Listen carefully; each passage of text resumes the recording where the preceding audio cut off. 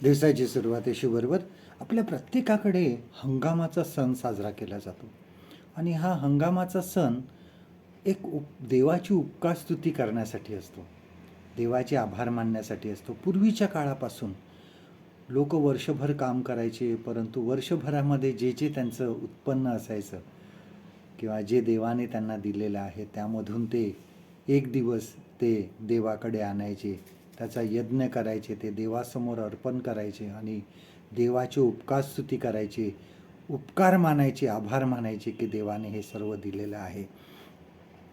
आणि आपण असं म्हणतो की काही वेळा बऱ्याच वेळेस काही लोकांचं वादळामुळे नुकसान होतं किंवा वर्षभरामध्ये कोणी त्यांचं प्रियजन निघून जातात किंवा कोणाला काही दुसरं नुकसान झालं असेल, पण तरी पण लोक त्या ठिकाणी एकत्र जमतात आणि देवाची उपकारस्तुती करतात, कारण त्या दिवसामध्ये सुद्धा देवाने त्यांना मदत केलेली आहे.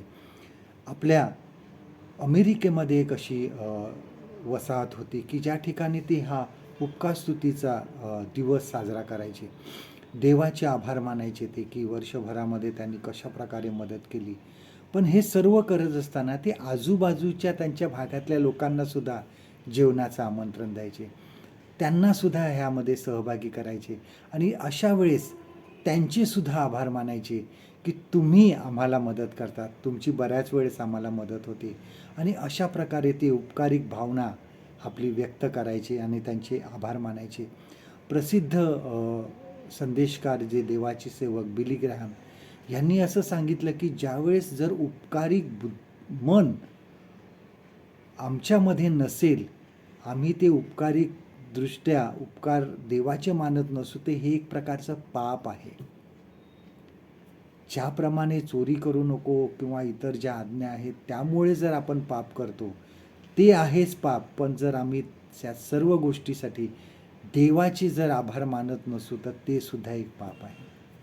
बघा, आम्हाला सर्व परिस्थितीमध्ये देवाचे आभार मानले पाहिजे. बघा, इब्री लोकास पत्र ह्याचं 13वा अध्याय 15वं वचन काय म्हणतं बघा. हिब्रूज चॅप्टर 13 अँड वर्स 15. यावरून आपण त्याच्याद्वारे देवाला उपकार स्मरण रूपी यज्ञ निरंतर अर्पावा. सर्व परिस्थितीमध्ये देवाची उपकारस्तुती करा. उपकारिक हृदय नसेल तर त्यामुळे आमच्या मनामध्ये, आमच्या हृदयामध्ये, आमच्या जीवनामध्ये एक प्रकारचा कडवटपणा येतो, एक प्रकारचा स्वार्थीपणा येतो, एक प्रकारचा हे सगळं मी मिळवलेलं आहे ही एक वृत्ती आपल्या मनामध्ये येते. आणि जेव्हा आपण देवाचे आभार मानतो, त्याची उपकारस्तुती करतो, त्यावेळेस आम्ही देवाला गौरव देतो. आजचं देवाचं वचन आपल्यासाठी हे आहे, रोमकरास पत्र याचा 1 अध्याय आणि 21वं वचन. रोमन्स चॅप्टर 1 अँड वर्स 21. कारण देवाला ओळखत असूनही त्यांनी देव म्हणून त्याचे गौरव केले नाही व त्याचे आभार मानले नाही, तर ते आपल्या पोकळ कल्पनांनी शून्यवत झाले आणि त्यांचे मूढ मन अंधकाराने व्याप्त झाले. परमेश्वर करो आजचा दिवस तुमचा आशीर्वादित करो.